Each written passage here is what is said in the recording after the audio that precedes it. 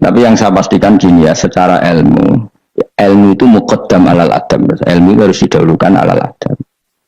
Ada hal-hal tertentu yang menang adab, tapi yang ilmu yang tidak wajib. Tapi nah, ilmu fardu ain pasti menang ilmu. Jadi ya mau tadi misalnya, akhirnya anak kulo biasa buka kulo, nanti saya ini biasa. Sehingga terutama sing alit, nak sing gede dia isin dewi. Karena tadi, bojo kula tak omongin ngono, kan abel mau tadi kepentingan harus gugah saya, gugah. Yang harus diganggu seorang istri adalah suaminya. Supaya aturan main itu jelas. Mbak dalam saya aja berani gugah saya, karena tak atur mbak dalam saya yang bagian ibu, tak kayak kaidah kali ibu gerah, saya di rumah gugah, totok omah. Jika supir kula ya karena itu kaidah. Jangan sampai misalnya ibu gerah jam 1:30 karena etika nunggu kesebak ungu misalnya. Itu kan parah, terus akhirnya sampai subuh. Jadi ilmu itu harus muqaddam apa? Bahwa ibu itu segala-galanya. Sampai sekarang, saya beberapa kali 1:30 ditotok mbak dalam atau kang dalam kus ibu gerah ini. Saya bangun langsung bawa ke rumah sakit atau gimana. Etika itu badal ilm. Jadi ketentuan ilmu itu nomor 1. Iya, gue cukup anak iki kok delok TV itu rasa etika gitu. Tapi mesti mbok pikir gak delok ning omah tapi delok ning tangga. Apik diganggu wong tuane mbek ganggu tanggane. Lu ganggu tangga misalnya, tapi tanggane seneng. Misalnya wong ibu-ibu kok pendelok angling darmu, anak ndelok teletabis, kan ora sambung. Tetep ganggu. Ibu-ibu di selera enggak misalnya. Misalnya mendelok sinetron, anak ndelok teletabis misalnya. Ayo, Mustafa delok film ISIS. Kan jenenge wong kan selerane beda-beda. Naruhkan juga bolot misalnya. Mau ngaku es kiai kecelok wong alim. Misalnya aku delok TV nganti saiki mak lampir. Mergo ora mikir, aku mau seneng delok TV ora mikir. Bojoku ya eskal. Nah, cawe itu kan seneng delok film ayu-ayu, mergo delok penampilan iso. Nah, aku seneng delok mak lampir, angling darmo sing lucu-lucu. Sing lucu sing mokal dadi karwan ra tak pikir ngono. Mergo aku tahu dikelui kiai delok sinetron ana pemeran sebagai ustaz. Terus ustaz iku fatwa ning TV dipikir ndak tenan fatwa iku sinetron kok mbok pikir. Kita sing merano ustaz iku. Ya sing merano ustaz kan kadang fatwa gitu. Lah kiai iki delok tersiksa mbek fatwa ustaz iki. Tak kan. Wong tersiksa Gus mbek fatwa ustaz ning TV. Ustaz sapa? Pemeran ustaz. Lah nama lampir kan kamu kan mikir fatwane mak lampir. Tapi setan wis setruk. Kau ngenteni ngekek was-was aku cuma tak tinggal delok mak lampir. Aku ngerti kok setan wae was-was aku ngerti. Tinggal ada mangkel deh. Pemenang setan gambar itu ngeri.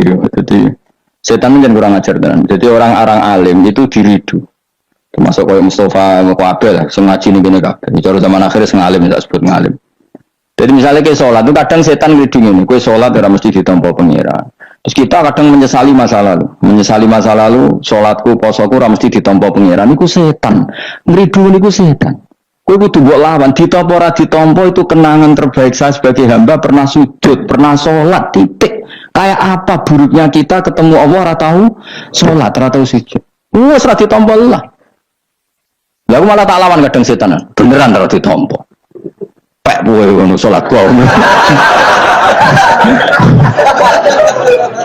Mungkin atau sholat, sepek-pekan sholat gua. Karena setan mau kepinginnya supaya orang menyesali atas kesalahan di masa lalu. Kayak apa? Belum tahu sholat kok getun. Juga kok ini lo contoh yang fisik. Aku ngurmat yatim secara ikhlas. Mulai cilik, bareng gede kuliah, jadi uang lali aku. Bareng lali aku, terus aku getun ngurmat cahiku. Ternyata gak bales jasa. Lu kamu ngurmat dia secara ikhlas ini dari anak wakafil yatim kahateni fil. Jangan, kok malah kowe saiki dadi murahan arep-arep dibales jasa hanya karena tamak kamu, anak yang kamu rumat sekarang jadi menteri misalnya. Cek goblok. Ikhlas kamu itu janjine swarga, tamak kamu itu setan. Kancanan seringnya ngono, kancanan pondok ikhlas melarat ikhlas, bareng kancane sugih utang ra oleh, ini asal dhisik kanca aku saiki kok medhit mbak aku. Itu tidak perlu seperti itu. Masa lalu kita yang ikhlas itu masa lalu yang luar biasa. Nah, tapi setan kepengen batalno ikhlas di masa lalu. Makanya di Ikhya itu setan saking kurang ajar. Ikhlas yang kliwat itu udah ada. Nah, zaman gue goblok kan mesti ikhlas lah. Nah, cara Mbah Mun guyonane santri mbek kiai ikhlas santri. Mergo santri ngucup kiai semua ikhlas. Bareng dadi kiai pikir-pikir ini rival ini ora kan.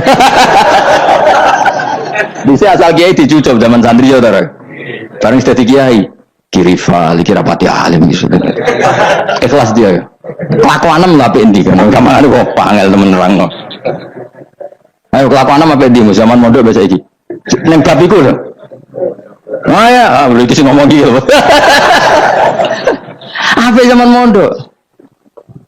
Jadi kiai mikir kan? Mana seroki politik, Mustafa sangat menarik cara dia. Jadi, nah, kalau ada setan seperti itu tinggalnya dulu mak lampir. Lu kan sering dirudu setan.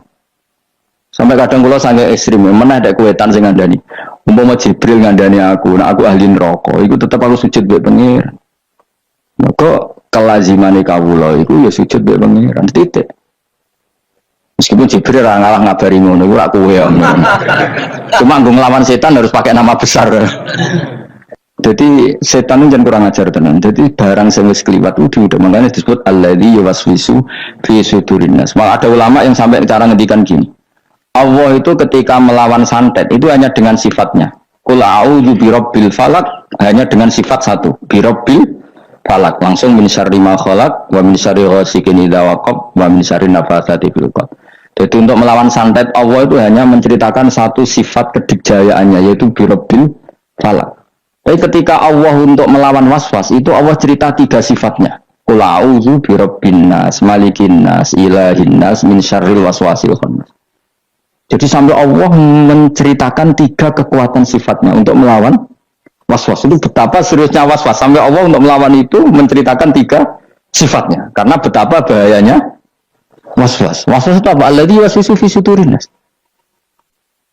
Jika aku ini misalnya ngaji, mbak Ruhin, Mustafa, mbak Kabel, taruh wangi ngaji ini, perlakuan ini, itu setan. Mulanya kita senangi terus Mustafa. Senajan tahu yang ngerti arah prospek. Ya rasa nganti sok beno ya arah prospek. Oh saiki nganti sok beno ora. Malah bayanganku nganti ning akhirat yo ngel aku, yakin. Wah aku bayangno rai-rai ngene iki, nganti ning akhirat tuh yo. Cara aku mlebu swarga langsung mbek pengiran disalah yo lek mentalamu. Terus prospeknya ning ndi jajal ngajaran. Tapi piye-piye perintah pangeran iki umat Rasulullah, umat Kanjeng Nabi, perintah pangeran rumat hak umat Nabi. Aku gak oleh gotun ngurmat umat Kanjeng Nabi Muhammad jebule gak pros. Itu kayak apa tersinggungnya Kanjeng Nabi. Mana kula happy mulang ning ndi kula happy. Kula mulang ning goblok setengah goblok sampai setengah kiai. Setengah wong bingung wis tak ulangi kabeh. Piye statusnya umat Kanjeng Nabi Muhammad sallallahu alaihi wasallam. Kula pernah di satu forum ulang wong alim tok ya tahu. Ya menawa mbek ngetes barang macam-macam niate ya ora ro. Ya iya toh misalnya alumni pondok kan wong alim kabeh dadi kiai. Mbah Mun saking senenge kula sering kan mulang teng alumni, Mbah Mun teng dalem tak takok aja dalem Mbah Mun apa? Delok Gus tentang video. Iku ya wah repot ya. Aku ya pede wae. Mergo aku ngene pikiran, aku ora pede tambah keliru tambah repot. Santai.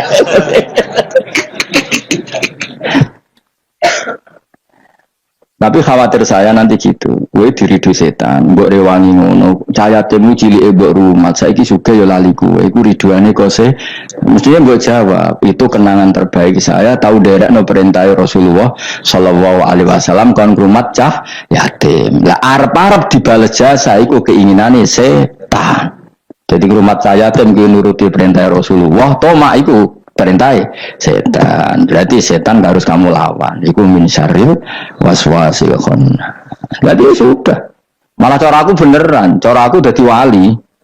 Wis wali ngono. Sebab cara aku nganggo pikiran wali lah ben berapati dihasuti wong. Cara aku nganggo pikirane wali, ngrumat Mustafa Ruhin dadi sugih lali aku malah seneng.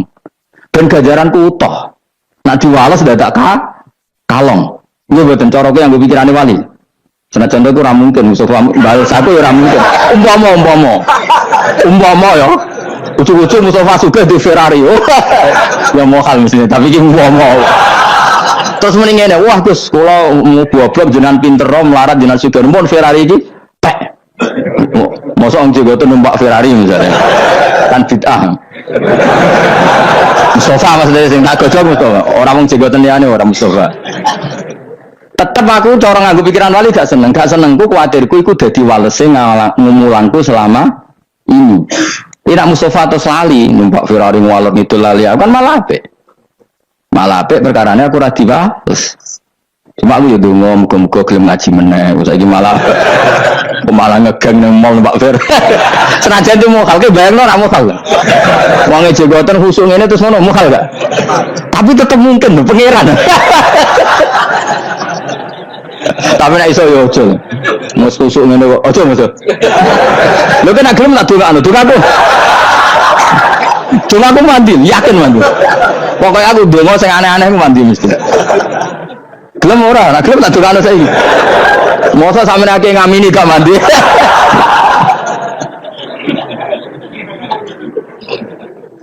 Lalu pangeran nanti ata bisifatin salasin untuk melawan waswas Allah menyebut 3 sifatnya apa birobbin nas malikin nas ilahin nas terus lagi min syarril lho kok ambek bojo ngoten nak ambek kecewa ambek bojo ambek anak ambek tangga mesti ya diridu ngoten tapi anggar kula balekno niki bojo kula jenengan merintahkan wa asyiruna bil ma'ruf berarti ngapi bojoku perintahin jenengan kadang ngamuk muring-muringmu perintah setan maka ujung-ujungnya nuruti harga diri tapi muamalah bil ma'ruf perintah jenengan Gusti kula dhisikno jenengan timbang perintah nafsu kula jenengan nuruti nafsu yang ngono mulang iki prospek opo nuruti nafsu tapi kan kiai amat terus ora bakal dadi wali wong kakan perhitungan ora bakal dadi wali nek nuruti perintah pangeran apa nyifati rasul sapa rasul yaslu alaihim ayatika wa yuallimuhumul kitab sifat khas rasul mulang Quran.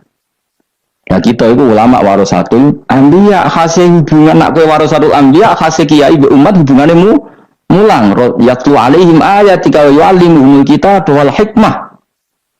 Ulama be umate kok hubungane di manajemen umat sakmene iki tak wajib ziarah selisih piro misalnya. Niku ora hubungane ulama be umat, paham ya? Ku pedagang. Tapi ana sing ngono ya oleh ben duwe selingan lah ngono. Nah, kapan-kapan gelem tak jak. Tapi kalau suwun, pokoknya was-was harus dilawan. Ini was-was itu harus termasuk wedi suul khotimah itu tuh buat lawan. Tak rewangi sholat ini, tak rewangi ibadah ini, jebuli aku kok nang suul. Ini tuh buat lawan. Wes suul khotimah Allah, sementara kamu tahu sujud. Karena keinginan setan itu sebetulnya hanya supaya kamu tidak nyaman dengan ibadah. Tapi kalau ketakutan suul khotimah kamu menjadikan kamu sopan sama orang lain, menjadikan kamu tawadhu, gak apa-apa. Itu berarti sama malah malaikat. Karena ketakutan suul khotimah berakibat takzim atau sopan kepada orang lain. Itu bagus. Berarti kan tambah tawadhu. Maksudnya tambah tawadhu, aku solehlah ya orang mesti husnul khotimah. Akhirnya tawadhu be wong liya. Itu bagus. Karena efeknya bagus. Paham ya? Tapi nak terus gak nyaman dengan ibadah kamu di masa lalu karena takut tetap suul. Wah itu setan-setan amoh yakin sih. Kudu mbok lawan. Wes aku suul khotimah lah, tetap aku bangga dadi kawulane Allah. Tahu ning donya sujud, tahu ning donya maca tasbih, tahu maca selawat ning Rasulullah sallallahu alaihi wasallam. Akhirnya setan kan mikir. Tapi akhirnya nyatane suul khotimah terus gunane apa? Gunane ya aku tahu sujud buat pangeran. Sujud kok ora roh gunane dasar setan elek. Wong ora roh gunane sujud kan. Dadi terang apa? Mesti nak ketok terang. Lho omongan ngono kan wis goblok gendeng. Wong gunane apa kowe sujud nak akhire suul? Wong kok ora ora gunane. Sujud itu leleng ngene gunane apa aku mangan nak terus ngising ke sunah. Kok ora takok ngono. Bodoh-bodoh akhirnya lu sunnah lho. Terus ki ape ra mangan, moh aku mangan kira apa soban ya lu sunnah. Gendeng to ora? Gak gendeng ora. Ya bodoh, wong tahu sujud kok getun suwe tanammu. Wedang ya. Awas untuk kancanan setan. Aku sepegatan suwi kowe cek akrab. Aku sepegatan suwi kan. Kowe cek akrab itu. Kowe cek kenal Mas setan. Setan itu seneng bodho wong khusuk lho. Cuma urukan dapat digodhog. Gak menarik cara setan itu. Kan wis nyerempet salah deh. Wong khusuk tambah semangat. Bodho wong khusuk ora kasil setan malah sekono cari referensinya. Jadi kan aku benar digodoh setan mus, kau tuh beli kau rugen, kok setan sing godoh, kok setan TK.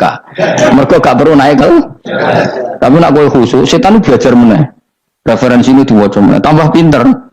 Padahal kau gak belajar mendagangan pite. Rasulullah itu nabi, itu paling pusing yang ngadepi orang-orang yang ekstrim. Karena apa? Cara berpikir itu lompatannya itu gak tertib. Jadi Nabi itu cara berpikir itu kecerdasan nubuah. Sementara orang ekstrim cara berpikir itu kecerdasan nafsu. Bukan kecerdasan manusia. Kalau manusia masih baik. Ada sekian problem dalam memahami Quran. Terutama kalau lewat terjemah. Problem itu bisa gawat. Gawat betul. Bukan gawat-gawatan tapi gawat betul. Misalnya ada ayat begini dan terjemahnya pasti begini. Fa'ainama tuwallu fasamma wajhullah. Kamu menghadap mana saja, di arah manapun, di sana ada ridhonya. Itu kalau hanya pakai terjemah, tentu menjadikan kita sholat bisa menghadap ke timur, ke barat, ke utara, dan ke apa? Selatan. Saya cerita sedikit tentang asbabun nuzul. Memang tema sekarang tentang asbabun nuzul. Dulu Rasulullah SAW ketika di Mekah itu sholat menghadap Ka'bah. Tapi setelah pindah di Madinah, di mana Madinah itu ada komunitas Yahudi dan Nasrani, Rasulullah itu menghadap ke Baitul Maqdis. Kira-kira 16 bulan. 16 sampai 17 bulan. Semua riwayat itu kisarannya hanya 16 sampai berapa? 17 bulan. Sehingga orang Yahudi itu bilang begini, Muhammad ini baiklah. Meskipun dia membawa agama baru, tapi kiblatnya masih ikut kita. Masih baik kan? Setelah 16 bulan, Nabi diperintahkan Allah untuk menghadap ke Ka'bah. Awal liwajaka syatral masjidil haram. Maka orang Yahudi itu berontak. Berontaknya adalah kiblat mereka ditinggalkan. Cara berpikir orang Yahudi itu kiblat mereka ditinggal. Sehingga mereka bilang mawallahum an qiblatihim allati kanu 'alaiha. Apa yang menjadikan umat Islam berpaling dari kiblat Baitul Maqdis. Kemudian mereka provokatif betul. Ini perlu diperjelas. Provokatif. Bilang begini, "Inna Muhammadan tahayyara fi din." Muhammad ini bingung dalam beragama sehingga habis ngomong A ngomong B, habis kiblat Ka'bah, kiblat Baitul Maqdis. Sehingga dalam banyak tarikh disebutkan peristiwa kiblat itu terbanyak melahirkan orang murtad, orang yang keluar dari Islam gara-gara provokasi orang Yahudi. Muhammad tahayyara fi din. Muhammad itu bingung dalam menentukan pilihan apa? Beragama. Kemudian walhasil singkat cerita akhirnya Nabi itu madhep Ka'bah. Apa yang terjadi mukjizat itu adalah bahwa agama ini agama yang mewakili semua agama sebelumnya yang masih orisinil. Yaitu Nabi akhirnya berargumentasi Ka'bah adalah kiblat yang asli, yang lebih tua. Terus mereka tanya, buktinya apa? Dijawab oleh Quran, fihi ayatum bayyinatum maqamu apa?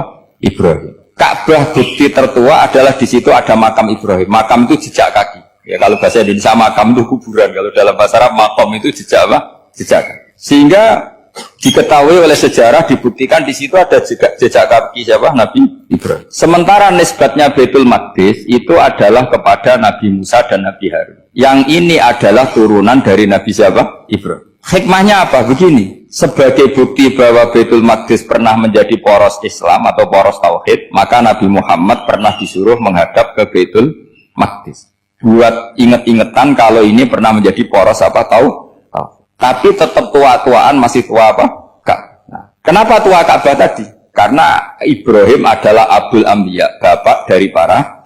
Dan di situ ada jejak kakinya. Fihi ayatum bayyinatum maqam. Bukti itu belum cukup. Dibuktikan lagi bahwa Ismail kecil itu hidupnya di Ka'bah. Kita tahu sa'i baina Safa wal Marwah adalah karena Siti Hajar sedang mencari apa?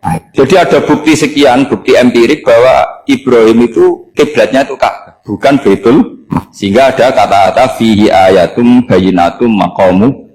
Nah, tanpa ngerti asbabun nuzul, kamu akan mengartikan fa'ainama tuwallu fasamma wajhullah itu salah. Karena di situ kamu menghadap mana saja, maka di situ ada ridhonya Allah.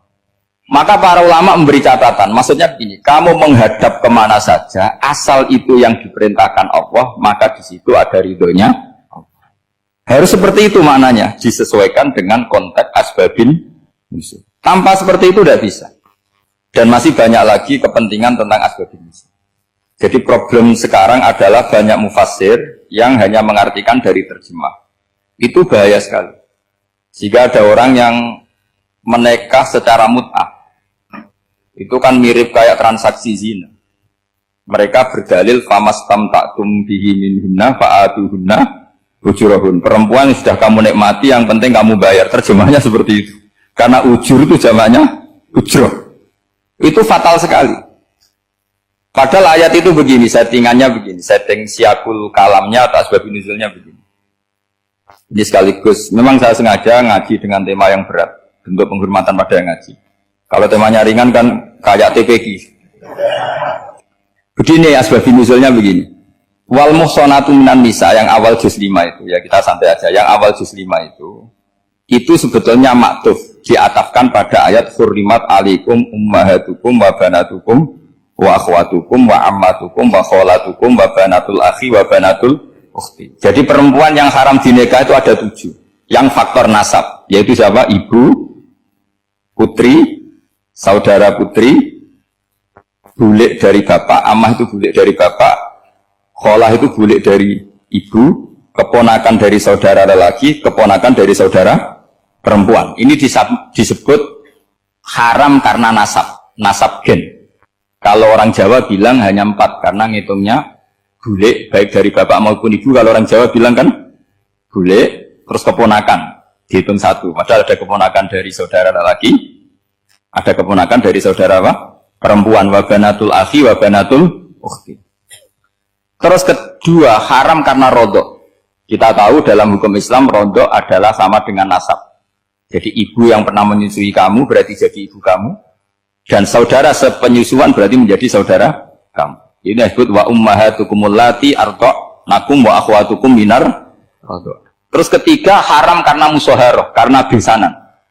Jadi pagi ini misalnya saya nikah dengan Sri, bilang qabiltu nikaha wa taswijaha bil mar'il madkur. Setelah nikah dengan Sri ini otomatis ibunya dia menjadi mertua. Otomatis haram saya apa? Nikah. Ini namanya haram karena musyaharah. Atau kamu punya anak Zaid. Zaid pagi ini akad dengan Sri. Berarti Sri adalah menantu Anda. Otomatis haram bagi Anda. Itu namanya haram karena musyaharah, karena bisanan. Itu yang disebut waroba apa haram-haram itu kan seterusnya itu wa ummahatu nisaikum. Apa ibu dari istri-istri kamu. Memang ini agak jelimet. Tapi memang syaratnya mufassir harus biasa jelimet. Jangan hanya nyari partai, ayat-ayat untuk kepentingan partai. Wah itu ngeri. Kacau, Quran dipakai kampanye. Terus, itu berarti sudah 3 kan? Haram karena nasab, karena rodok, haram karena musyaharah. Terus yang keempat ini, haram yang bukan karena sebab pada seorang perempuan, tapi karena istri orang. Itu disebut wal muhsanatu minan nisa. Haram menikahi perempuan yang masih milik orang lain. Nah, orang lain yang menikahi ini, istilahnya Allah adalah lelaki yang menikahi perempuan ini adalah lelaki sing muhsini ghairu musafihin, secara nikah yang sah. Nah, nikah yang sah itu begini dalam hukum fikih Islam. Saya nikah dengan Sri, kalau hanya akad, itu saya wajib bayar mahar hanya separuh. Jadi kalau saya janji bayar 1 miliar, berarti wajib bayar berapa? 500 juta. Kalau janjinya 100 juta hanya bayar 50 juta. Itu yang wajib bil akdi. Nanti wajib sepenuhnya nunggu bil jima. Kalau sudah hubungan intim baru wajib 100%. Jadi kalau ada di Jawa nikah dengan seperangkat alat sholat itu yang atasannya tok itu wajib karena akad. Nanti bawahnya nunggu setelah hubungan apa? Intim. Ini hukum Quran bukan hukum saya. Makanya kan wa in talaqtumuhunna min qabli an tamassuhunna terus fanis huma faradtum, hanya wajib bayar setengah. Nah perempuan yang sudah diajak hubungan intim itu kata Allah fa'atuhunna ujurahun, maka wajib kamu bayar penuh. Jadi ayat itu tuh tentang perempuan yang sudah dinikah, kita harus bayar berapa? Harus bayar penuh. Ini penting saya utarakan. Nah, problem kita sebagai orang Indonesia ini juga problem Pak On, problem semua kiai. Mahar di Indonesia itu nggak bisa dibahas di Quran karena keterlaluan, kecilnya itu keterlaluan. Saya ini kan kiai, sering ngakatkan tuh sampai bosan, seperangkat alat sholat. Oh, itu ngawur sekali, ini mbak harus nggak mau gitu. Saya provokasi minimal itu ya berapa? 100 juta berapa? Pantasnya berapa? Pantasnya berapa? 10 gram itu berapa nilainya? Kan 1 gram 500.000, baru 5. Ya sudah mendingan itu 10 gram. Quran itu bayangannya gini, sambil latihan, yang hafal-hafal biar latihan. Jangan dapat beasiswa karena hafal tapi nggak jelas juntrungannya. Quran itu bayangannya gini, ini nggak mungkin Quran ini bisa dibaca di Jawa. Wa in aradtum istibdala zawji makana zawji wa ataitum ihdahunna qintaran fala ta'khudhu minhu syai'a. Jika kamu nikah sama seorang perempuan, kemudian kamu cerai, maka mahar yang sudah kamu berikan jangan ambil lagi. Karena mahar di Arab itu mahal, 100 juta, kadang mobil Alphard, kadang GMC. Sehingga setelah menceraikan tuh kebayang menarik. Kok enak, dulu saya memberikan itu kan dapat servisnya, sekarang sudah saya cerai, saya tarik. Kalau mahar di Indonesia kan seperangkat alat sholat. Jadi nggak kebayang ada kalimat fala ta'khudhu minhu syai'a, jangan ambil lagi. Kebayang ngambil aja enggak? Apalagi kalau nikahnya sudah 2 tahun kan sudah lusuh, sudah. Tapi kalau di Arab itu kebayang karena mahal. Makanya orang Arab suka nikah orang Indonesia karena murah. Jadi bahasa kintoron tuh harta yang nggak ternilai. Wa ataitum ihdahunna kintoron. Yang nggak ternilai, mahal betul. Itu pernah saya hitung, ada yang mahar itu 400 juta, ya sekira segitu. Nah makanya setelah dicerai, Allah memperingatkan setelah kamu kasihkan, ya jangan minta lagi. Kenapa kepikiran minta? Karena jumlahnya besar. Kalau di Indonesia kepikiran nggak minta, nggak kepikiran, saking kecilnya. Seperangkat alat sholat, kadang 1 juta. 1 juta itu setelah hubungan intim, sebelumnya yang wajib hanya 500. Itu kan nggak kebayang. Makanya susah ngartikan Quran di Indonesia, kadang susah, karena kadang terlalu. Itu pernah Sayyidina Umar radhiyallahu anhu pernah bilang begini, wahai para perempuan, mahar itu jangan mahal-mahal, kasihan para lelaki. Itu ada perempuan alimah, ya orangnya alim betul. Itu usul langsung gini, ya Amirul Mukminin, laisa dzalika laka ya Amirul Mukminin. Waqad qala ta'ala wa atiitum ihdahunna qintaran. Kamu hanya seorang Amirul Mukminin, tidak berhak bikin aturan pembatasan mahar. Allah saja tidak batasi, kenapa kamu batasi? Sehingga dulu yang namanya nikahnya Sulaiman Agung atau Jamaluddin siapa Ratu Agung, kalau hadiah sampai tas mahal itu kan dari bahasa Arab mumtaz mahal. Mumtaz itu istimewa, mahal itu tempat. Dia punya istri yang sangat dicintai, dikasih hadiah mumtaz mahal. Terus ilat Jawa jadi apa? Tas mahal. Itu sama Mujidulil Abab kalah. Itu kalau cerai kan kepikiran minta lagi, dikasihkan yang baru. Tapi kalau di Indonesia tidak mungkin karena apa tadi? Seperangkat alat sholat. Begitu nyari yang murah lagi. Yang bagus kitanya, bungkusnya yang bagus. Maka nggak mungkin kita maknani Quran tanpa mengenal yang bernama asbabin. Karena makna ayat itu bisa kacau kalau kita tidak tahu asbabin. Yaitu kayak tadi makna fa'ina matuwalu fatamma wajibwa. Itu maknanya kan kamu menghadap mana saja, boleh saja di sana ada ridhonya Allah. Berarti kan bisa ke timur, ke selatan, ke utara, ke barat. Itu bahaya betul. Sehingga kata ulama harus mengkaji asbabin. Supaya porsi ayat ini sampai semana jauhnya itu kita tahu. Tanpa tahu itu tidak bisa. Begitu juga menyangkut kiblat. Sekarang saya tanya, kemarin kan ramai dulu di Kemenak, kiblat semuanya diukur dengan GPS, terus beberapa masjid dikomentari salah karena diukur pakai apa?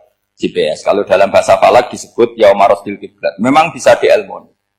Tapi pertanyaannya begini, dari awal Allah ngendikan fawal liwajhaka syatral masjidil haram. Kamu yang penting sholat itu menghadap masjid.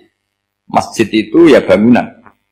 Sehingga kata Ibnu Abbas yang diriwayatkan banyak ulama mengatakan al-Ka'bah kiblatun li ahlil masjid wal masjid kiblatun li ahlil haram wal haram kiblatun li ahlil masyriq wal maghrib.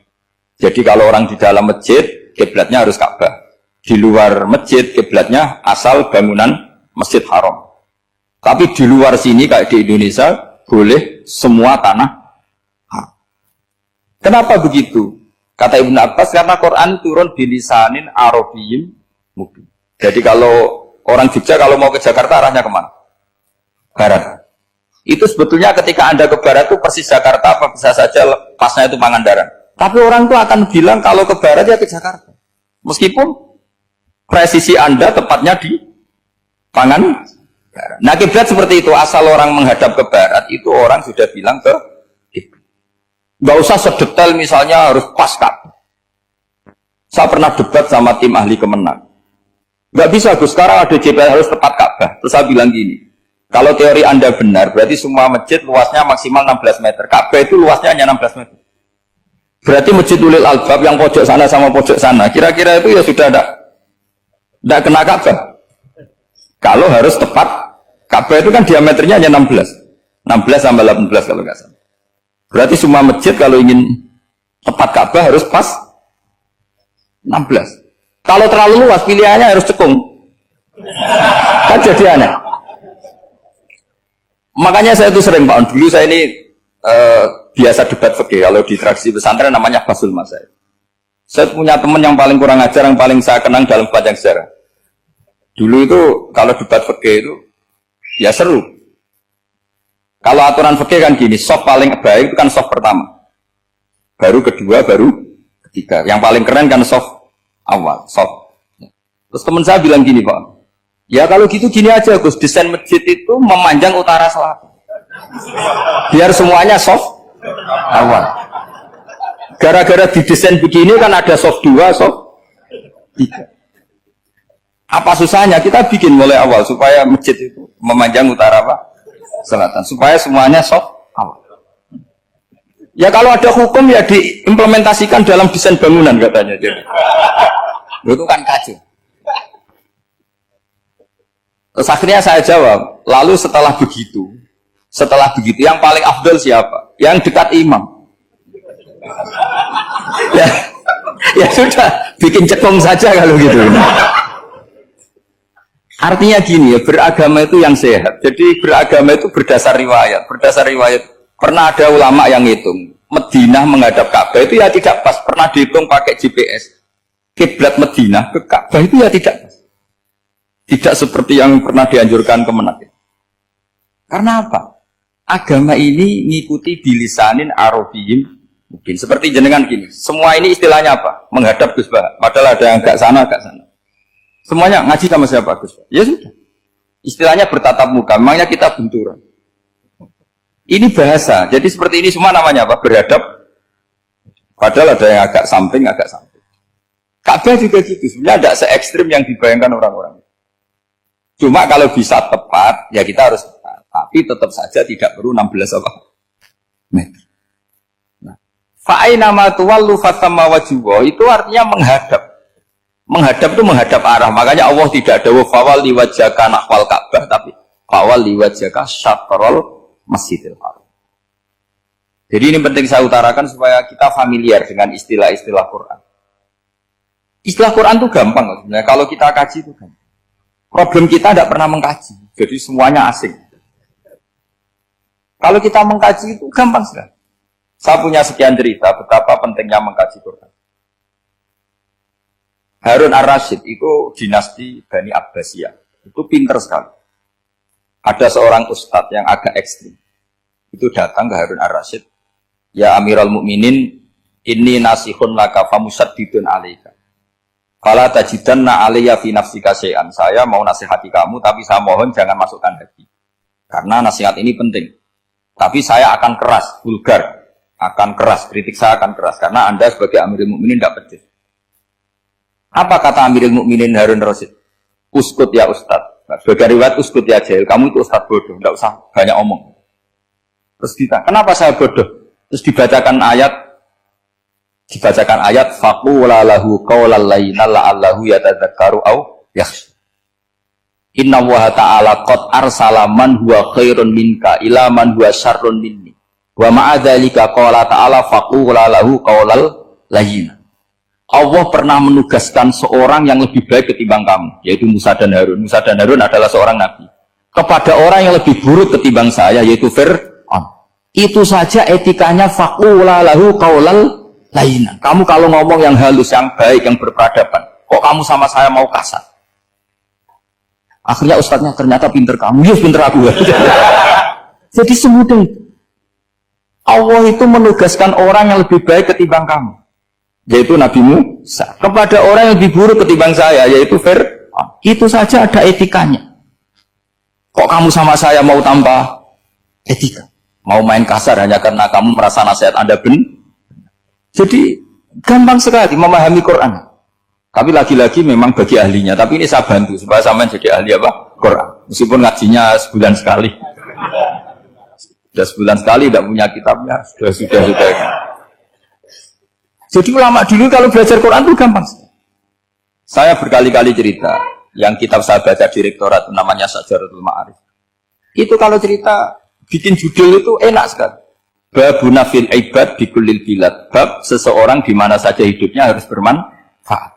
Terus dalilnya itu hanya mengutip makalahnya Nabi Isa, wa ja'alani mubarakan ainama kuntu. Ciri utama seorang nabi apa? Saya di mana-mana adanya berkahi orang lain. Jadi berkah bagi orang lain. Maksudnya tidak jadi problem bagi orang lain. Artinya kamu hidup entah di Jogja seperti Pak Ono orang Jember, saya orang Kembang. Hidup di Jogja manfaat, di Jember ya manfaat, di mana-mana manfaat. Saya pernah di Korea seminggu ya manfaat. Saudara kita TKI yang di Korea ya manfaat, di sana bikin masjid, bikin apa. Karena ngendikane Allah menceritakan Nabi Isa siapa? Wa ja'alani mubarakan ainama kuntu. Saya adalah orang yang di mana-mana berkah. Artinya manusia eksistensinya harus seperti itu, hidup di mana saja berkah. Gampang sekali memahami Quran. Pernah Imam Syafi'i ditanya, kalau kamu nggak kehilangan air atau nggak ada air di satu daerah, cari-cari dulu sampai nggak ketemu. Setelah nggak ketemu air, baru kamu boleh tayam. Imam Syafi'i ditanya, apa dalilnya harus mencari dulu? Kalau nggak ada air ya langsung tayamum saja. Kenapa harus nyari-nyari dulu? Jawabnya Imam Syafi'i itu gampang sekali. Qala ta'ala falam tajidu ma'an. Kemudian kamu tidak menemukan air. Di mana-mana tidak menemukan setelah mencari. Kalau belum mencari namanya tidak tahu. Kan ayatnya kan falam tajidu ma'an. Kemudian kamu tidak menemukan air. Tidak menemukan tuh nyari dulu apa langsung ambil sikap? Nyari dulu baru kesimpulannya tidak ketemu. Kalau belum pernah nyari namanya tidak tahu. Segampang itu ulama dulu memahami Quran karena konstruksinya utuh. Yaitu mereka tahu betul bahwa Quran itu bilisanin Arabiyyin. Ketika Futuhat Syam. Syam dulu itu dikuasai tentara Romawi. Era Sayyidina Umar Futuhat. Yerusalem dikuasai tentara Islam. Itu awal Sayyidina siapa? Umar radhiyallahu anhu. Ketika Futuhat mau ada pesta besar-besaran. Tapi Umar menolak. Ketika menolak, kenapa Anda menolak? Beliau hanya baca ayat Inna wa ta'ala ayyara qauman faqala adhabtum thayyibatikum fi hayatikumud dunya. Allah itu mengkritik satu komunitas kaum yang zaman di dunia menghabiskan semua kenikmatan. Maka kita tidak perlu syukuran besar-besaran. Jangan-jangan jatah kita di akhirat kita habiskan di dunia. Itu adhabtum thayyibatikum fi hayatikumud. Semudah itu. Semudah itu ulama. Rasulullah pernah dahar, pernah makan.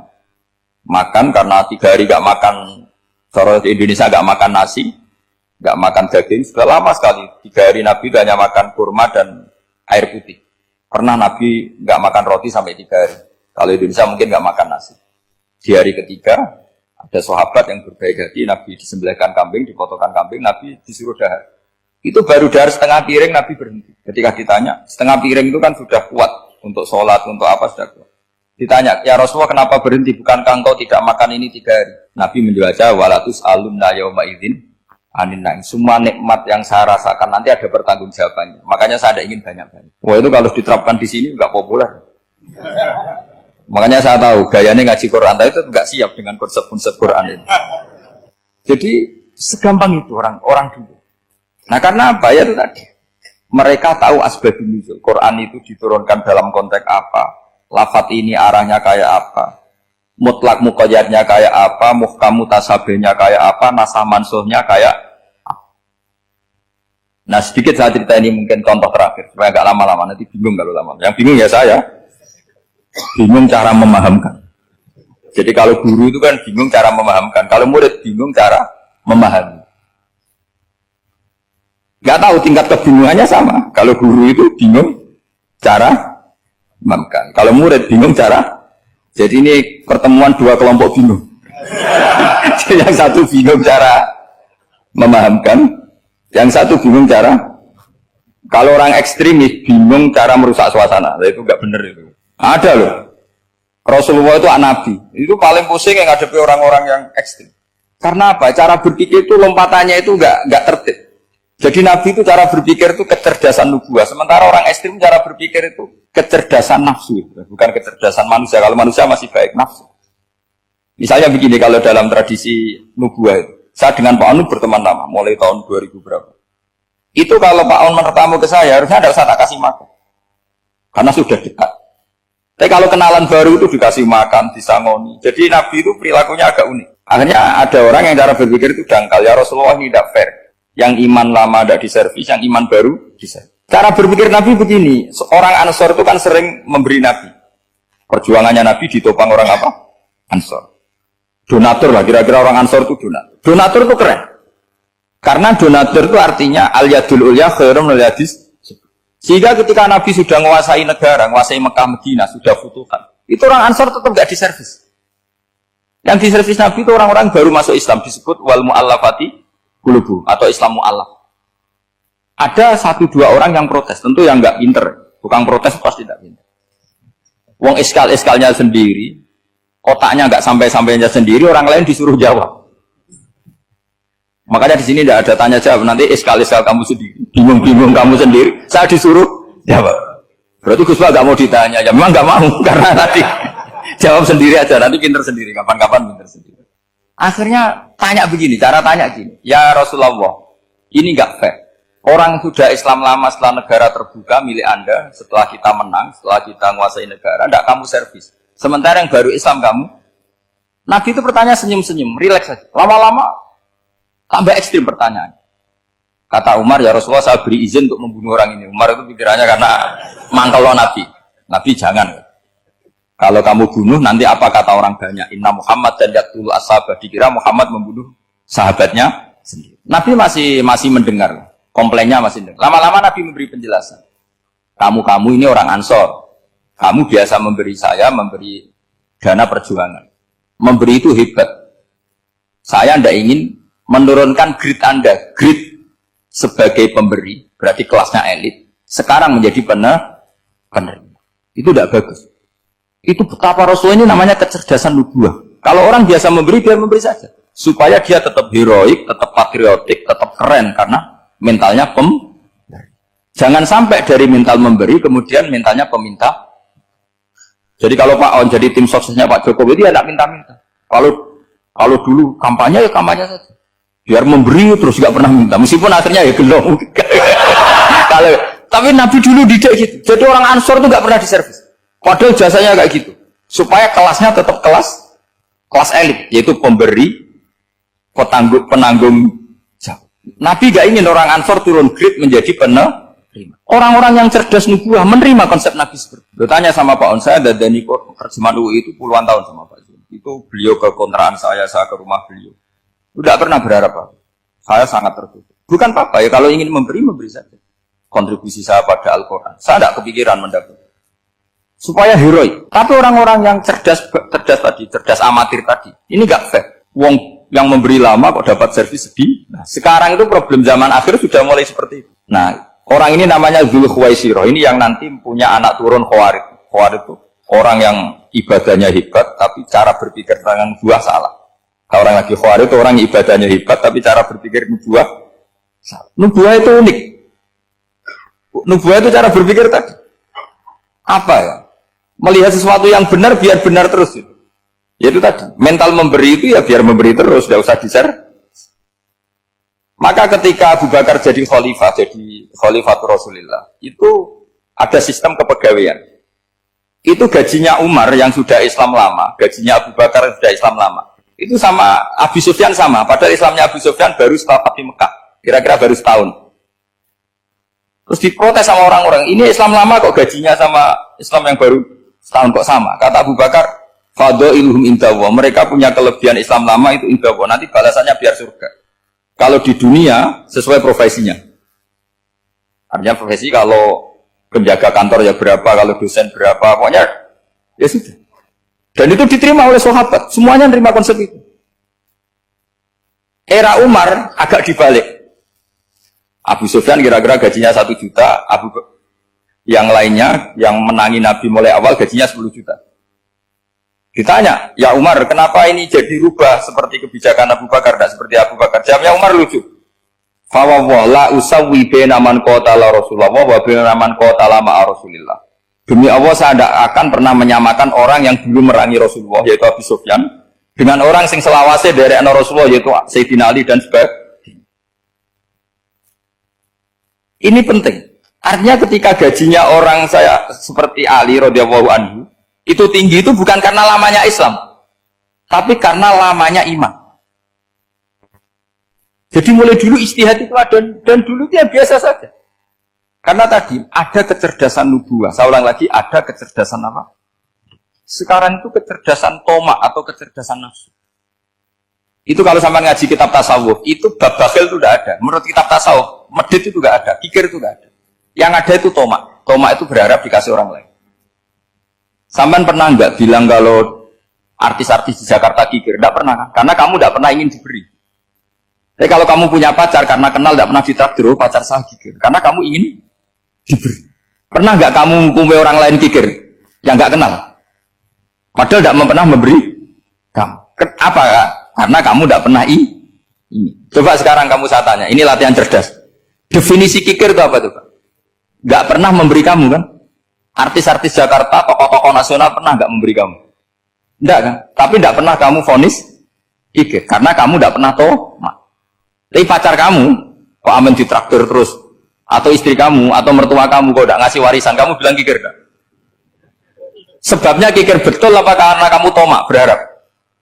Tomak. Maka di kitab tasawuf itu gak ada bab kikir, yang ada bab tomak. Karena asal usul menvonis orang kikir itu karena tamak. Maka jangan banyak kenal orang, nanti banyak hukum kamu. Sombong juga gitu, di tasawuf itu gak ada bab sombong. Karena orang hukumi orang lain sombong itu karena kamu ingin dihormati. Ada orang gak kenal, terus lewat saja gak tanya kamu bilang sombong enggak kan? Tapi kalau kenal, oh sombong betul, kenal gak tanya kan gitu. Jadi tasawuf itu sisi unik dari khazanah Islam. Makanya di tasawuf itu gak ada kritik terhadap kikir. Ya tentu kikir itu buruk, pasti ya kikir itu buruk. Tapi gak perlu dikritik. Jangan-jangan yang salah kamu. Terus ingin kenal Pak Jokowi ingin jadi menterinya, nanti kenal rektor ingin jadi pegawainya. Ketika gak diturutin bilang Pak Rektor kikir. Tapi orang lain ya Kak pernah berharap, mungkin gak menvonis Pak Rektor atau Pak On ini kikir, enggak kan? Berarti vonis kikir itu status orang itu apa gak kesampaian niat kamu?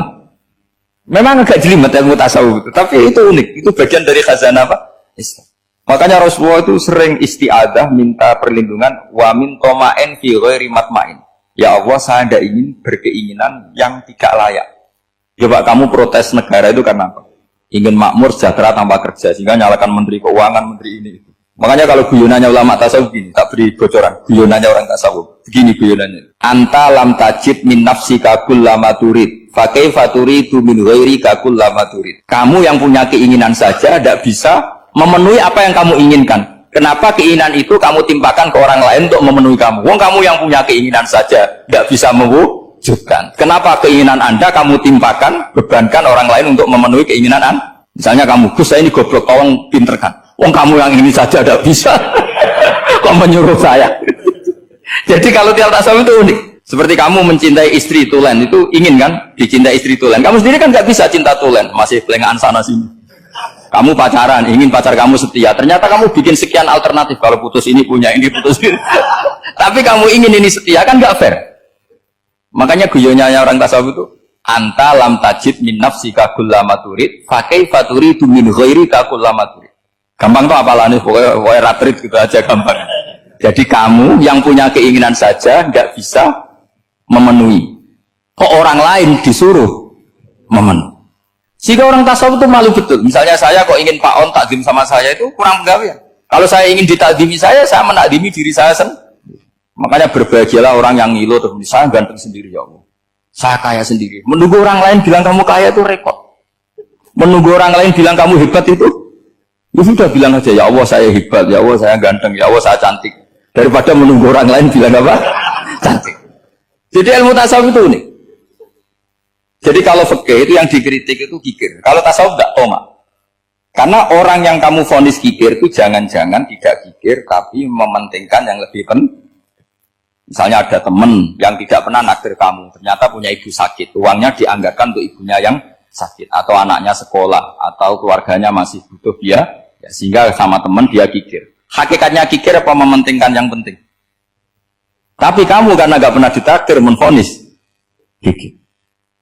Nah, ini pelajaran. Jadi makanya yang dianteni ilmu tasawuf itu tomak, tamak. Jadi kalau dalam bahasa Indonesia bukan kikir. Karena vonis kikir itu akan disematkan orang yang tidak kesampaian hajatnya. Pokoknya bapak saya itu keluarga kiai itu ajarannya itu. Yang penting jangan berharap dari orang lain. Ini Pak On saksinya, saya dulu benahin terjemah itu nggak pernah ingin diperlakukan seperti ini. Yang ngaji aja. Karena pikirannya keluarga kiai itu sederhana. Kalau ngamal ya ngamal saja. Ngamal itu heroik. Makanya buyut-buyut kita semua ini kan pahlawan semua. Membela negara Indonesia jadi merdeka. Ya nggak pernah kebayang jadi presiden, menteri. Tapi sekarang nggak ngamal sedikit saja harus jadi menteri. Jadi ini bahaya kalau dalam kelangsungan bernegara. Karena orang biasa transaksional. Awal negara ini dibangun berdasar heroik, bukan berdasar apa? Transaksional. Tapi sekarang orang akan membiasakan itu. Apa-apa itu transaksional. Ini tidak bagus untuk kelangsungan bernegara. Apalagi kelangsungan beragama. Sehingga seperti saya ini masih punya desa-desa binaan di Sragen, di pedalaman Papua sekalipun. Saya punya santri banyak di Papua. Itu kalau cerita itu unik-unik. Itu mau Jumatan, itu nggak ada orang 40. Sudah datang setengah 12. Itu datangnya 3 jam. Di situ mau ketemu santri 3. Akhirnya mereka tanya gini, Pak. Pertanyaannya itu, Gus, boleh nggak Jumatan orang 3? Secara fikih Syafi'i kan harus orang 4. Kemudian mereka tak bilang, buat sholat duhur saja. Mereka nggak mau. Wong Jumat-Jumat kok duhur. Harinya kan Jumat, masa sholatnya? Sehingga kita-kita yang jadi kiai akhirnya nyari fikul madzhabil arba. Nyari fikih madzhab 4. Ternyata Imam Malik membolehkan orang 6. Ada yang bilang 12. Yang penting keceluk jamun itu kelompok. Kalau 3 kan belum keceluk apa? Belum disebut apa? Ini penting saya utarakan supaya kita berjuang itu bukan karena selfish seperti ini. Tapi yang namanya dakwah itu menjadikan orang tidak tahu menjadi tahu. Termasuk kepada desa-desa sama. Yang namanya menteri itu pembantu presiden untuk memenuhi kebutuhan rakyat banyak. Sekarang misalnya menteri pertaniannya itu hebat cerdas, tapi petani nggak mau nandur padi mau apa? Coba yang membantu ketahanan pangan itu para petani mau nanam padi apa karena menteri pertanian? Karena petani mau nanam. Ya sudah GR saja, kita pembantu presiden semua. Karena ikut menyumbangkan ketahanan pangan. Tapi kamu kan nggak digaji, kita keren, ngamal tambah harap gaji. Ini penting. Supaya Anda itu nggak hati kecil gitu. Ikut menyumbang negara tanpa ingin dapat gaji. Keren nggak? Nah itu nubuah. Apa? Nubuah. Orang Ansor itu seperti itu. Sehingga ketika Rasulullah wafat dan ada kompetisi kepemimpinan, itu orang Ansor gak ikut. Sudah kita makmum saja, silahkan dibagi di saking baiknya orang Ansor. Nah, makanya saya ulang lagi ya. Kecerdasan nubuah ini yang gak difahami orang Khawarij. Orang Khawarij cara berpikir yang kerja banyak harus dapat banyak. Sementara kecerdasan nubuah enggak. Yang biasa memberi, terus memberi saja, biar derajatnya tetap al-yadul ulya. Bismillahirrahmanirrahim. Ini saya baca supaya dapat berkahnya ulama-ulama dulu. Karena ini dikarang oleh ulama yang dipakai rujukan seluruh dunia. Begini, qala Ibnu Taimiyah, ma'rifatu sababin nuzuli yu'inu ala fahmil ayat. Jadi mengenali asbabin nuzul itu membantu memahami secara benar ayat itu. Karena tadi kalau ayat itu dipotong, itu maknanya bisa kacau kayak tadi famastam ta'tum bihi minhunna fa'atuhunna ujurun. Kalau diterjemah itu kan mendukung kawin mut'ah. Kalau terjemahnya saja perempuan siapa saja yang pernah kamu nikmati, yang penting kamu bayar. Itu kan aliran sesat dan menyesatkan. Itu konteks asbabun nuzul tidak seperti itu. Perempuan yang sudah menjadi istri kamu, seorang lagi perempuan yang sudah menjadi istri kamu, jika sudah kamu hubungan intim, maka maharnya harus dibayar penuh. Tapi kalau belum hubungan intim, maharnya hanya wajib separuh. Fanis suma farotum illa ayafuna au yafu alladhi biyadihi uqdatun nikah. Tapi tadi kalau di Indonesia gimana Gus? Ya itu yang repotnya. Maharnya itu tadi mau kena atasan dan apa? Bawahan. Wah kacau kalau di Indonesia. Sehingga kita bingung kalau dalam logika Arab kan gitu. Bayangannya kalau cerai, kata Allah, fala ta'khudhu min syai'at. Harta yang sudah kamu berikan ke istri jangan diambil lagi. Sampai dilarang ngambil tuh karena jumlahnya banyak sehingga kepikiran ngambil. Kalau di Jawa nggak usah dilarang sudah tidak akan ngambil karena rukuhnya sudah lulus. Itu susahnya baca Quran di Jawa ya. Karena dari awal maharnya terlalu apa? Kecil. Terus beliau Imam Suyuti termasuk di sini menyontohkan yang pasti salah kalau difahami yaitu tadi ayat apa itu fa'inama tuwallu fasamman wajib. Jadi beliau terus meringatkan betapa pentingnya mengenali asbabin nuzul. Karena asbabin nuzul itu gampang. Saya ulang lagi, asbabin nuzul itu gampang. Gampangnya begini ya, kan ada satu peristiwa, misalnya begini, Rasulullah itu kan mengkritik penuhanan Lata dan Uzza, berhala-berhala itu dituhankan, dikritik sama Rasulullah. Kemudian mereka begini, karena mereka biasa personifikasi Tuhan, Muhammad, kalau Tuhan itu tidak Lata Uzza, dan itu terbuat dari batu, lalu Tuhan Anda itu dari apa? Amin fiddotin audhabin, lalu Tuhan Anda ini dari emas apa dari perak? Karena mereka nggak bisa membayangkan Tuhan tanpa dipersonifikasi. Terus Allah menurunkan qul huwallahu ahad, Allahus somad, lam yalid wa lam yulad wa lam yakul lahu kufuwan ahad. Karena otaknya mereka sudah begitu, yang namanya Tuhan itu harus dipersonifikasi. Makanya saya kemarin di Korea seminggu, cerita yang paling unik gini Pak On, ada bos Islam, ada bosnya TKI yang baik. Mereka mengizinkan pekerjanya sholat. Bareng sholat tuh diingeti ke atas ke bawah, kok gak ada arcanya. Sehingga setelah sholat dibilang, apa saya berikan berhala sekalipun, karena gak kebayang ada orang sholat kok tanpa berhala, tanpa Tuhan. Yang kamu sembah itu mana, kok gak ada, apa tak belikan. Jadi unik. Nah teman saya yang satu unik lagi, dia termasuk pegawai Garuda, yang derekno saya ke Korea itu orang pegawai Garuda. Dia karena orang kaya biasa ke Eropa kemana-mana itu. Singkat cerita dia sholat di mall, karena nganggep Korea itu sudah negara maju kayak Eropa. Setelah sholat di mall pas asar itu, security-nya nelpon polisi. Pak polisi, di sini ada ritual teroris. Jadi kalau menamakan sholat itu ritual teroris. Jadi artinya apa?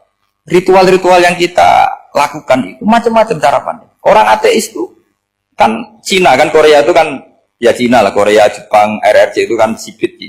Itu ya yang namanya ibadah sembahyang harus ada patungnya atau ada arcanya atau ada benda-benda. Orang Islam kan nggak ada sama. Makanya mereka itu kok bisa? Problemnya kita, saya ulang lagi, ini problemnya. Problemnya kalau ada itu ya repot.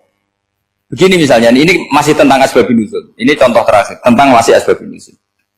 Umar radhiyallahu anhu, sahabat Umar itu kalau mencium Hajar Aswad itu sambil gedumel. Tidak berdoa tapi gedumel. Masyhur. Itu ada di Bukhari. Alim tu annaka hajarun la tadur wa la tanfa walaula anni ra'aitu Rasulullah wa qabbalaka ma qabbaltuka. Saya tahu loh. Nyium Hajar Aswad dicium tapi sambil gedumel. Saya tahu loh kamu hanya batu, enggak mandoroti, enggak manfaati. Kamu jangan GR, saya cium itu jangan GR. Kalau saja saya tidak melihat Rasulullah mencium kamu, maka saya ada sudi nyium kamu.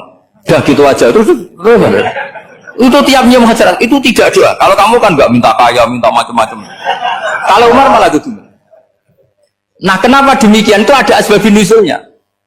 Umar itu saksi sejarah. Ketika Rasulullah Fathi Mekah, Nabi kan tawaf terus mencium Hajar. Itu di belakang masih banyak orang kafir. Kebetulan Umar masih di sana. Sudah Islam Umar, tapi dia di belakang. Dengar orang-orang kafir, Muhammad itu aneh.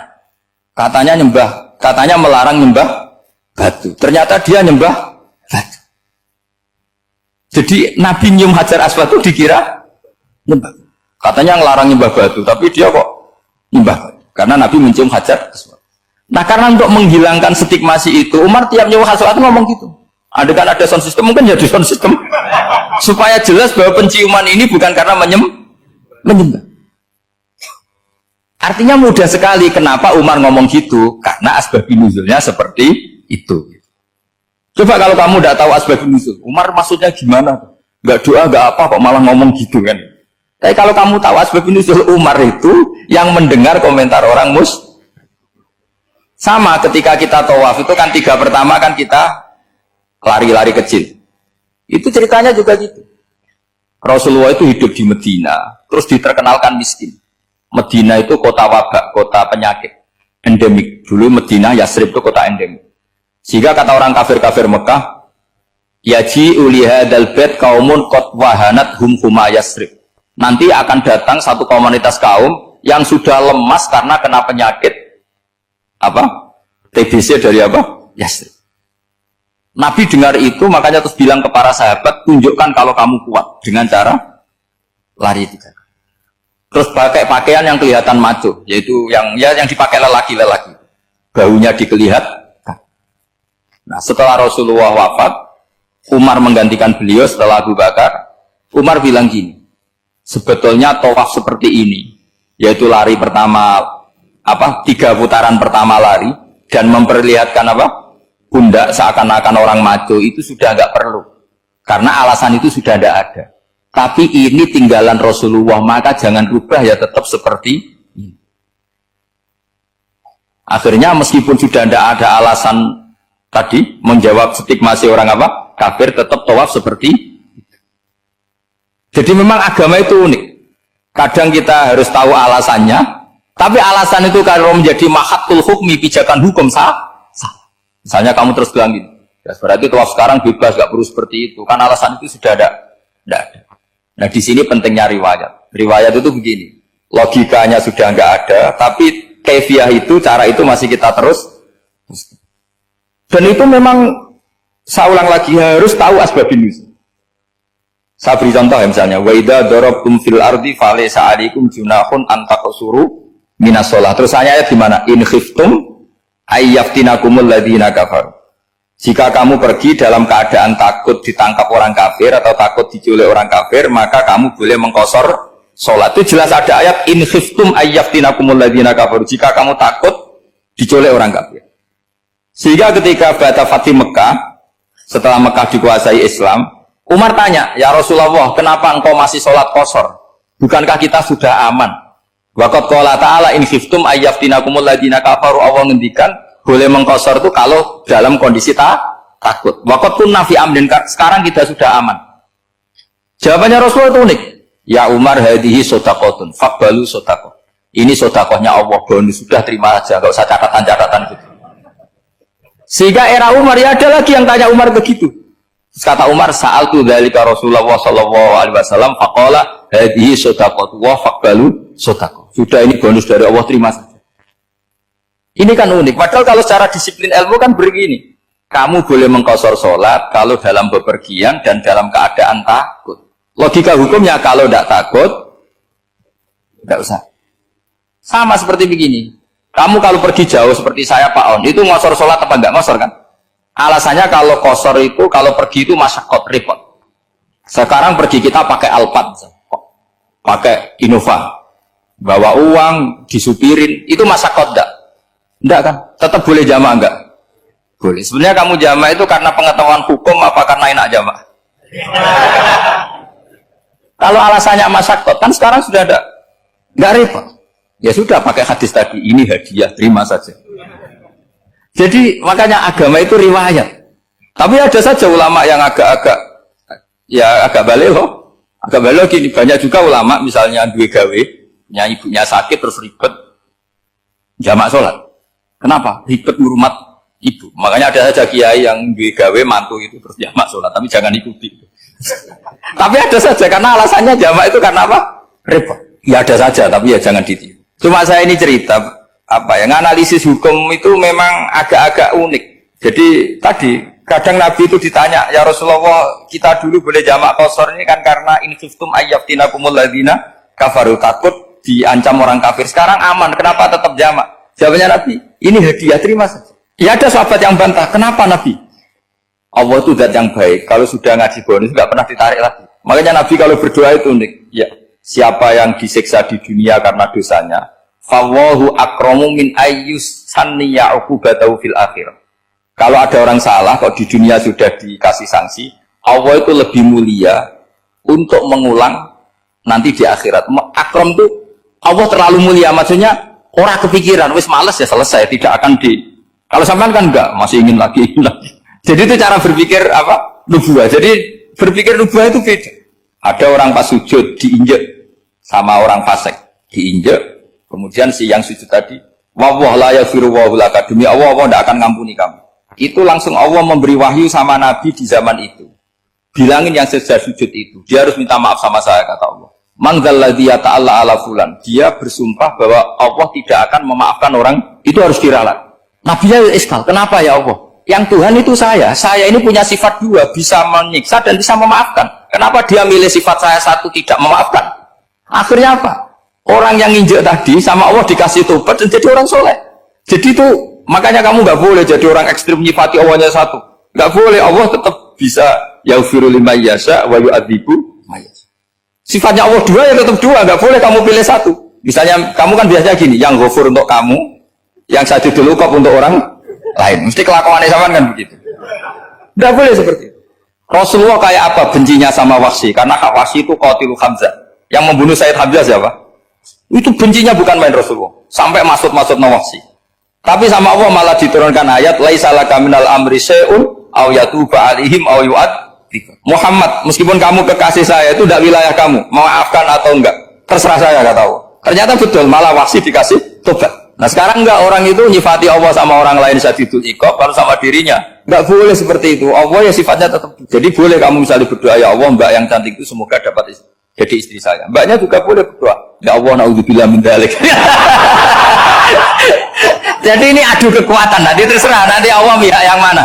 Kayaknya pihak yang perempuan. Karena kasihan kan kalau cantik dapat orang apa?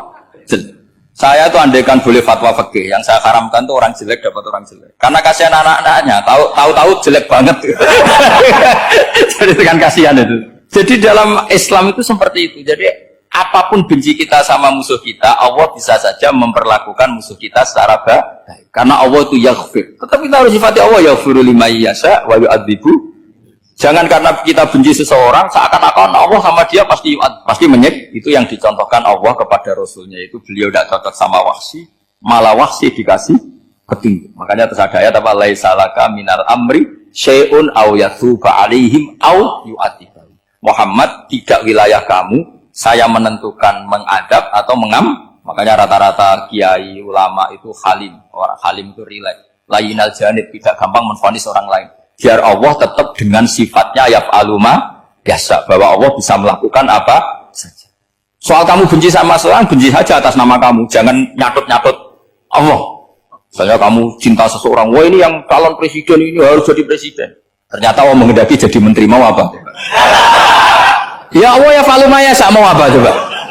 Yang kiai atau Pak On, DPAI, patutnya kan menteri agama itu Pak On. Tapi kalau Pak yang takdir gitu mau apa ya sudah, Allah ya falu santai, itu rileksnya ahlul ilmi, ya sudah santai saja. Ini negaranya Allah, ini kerajaan Allah, ini buminya Allah, ya Allah biarin ya falu mas. Jadi Tuhan Allah, kamu yang repot. Jadi Tuhan itu Allah, kamu yang repot. Ya Allah biar tetap ya falu mayasa, Allah boleh ya firli mayasa, Allah atibu mayasa. Assalamualaikum warahmatullahi wabarakatuh.